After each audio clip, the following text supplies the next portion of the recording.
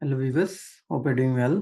Today in this video, I'm going to install React Router DOM in our React application. After that, we will set up the login and the sign up page. So let's get started. Let's navigate to the VS Code.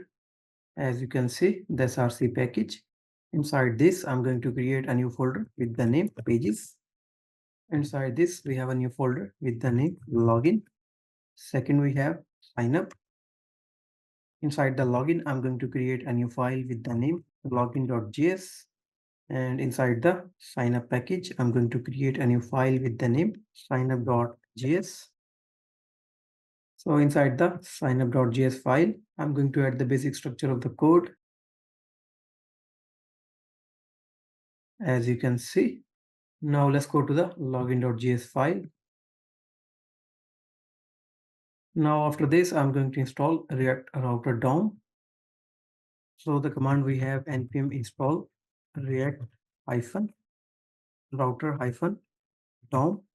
Let's hit enter. So let me install the React Router DOM forcefully.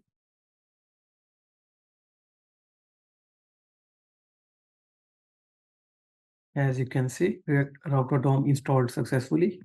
Let's go to the package.json file. As you can see, the version of the React Router DOM that we have 6.26.0. Now after this, let's go to the index.js and I'm going to wrap the app tag with the browser router.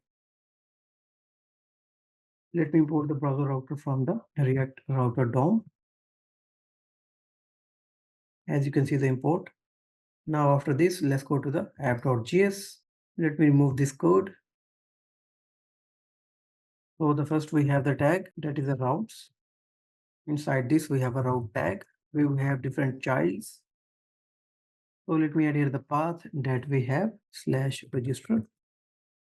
On this path, we have to load the component that we have sign up. So let me add here the property that is element and the component that we have sign up.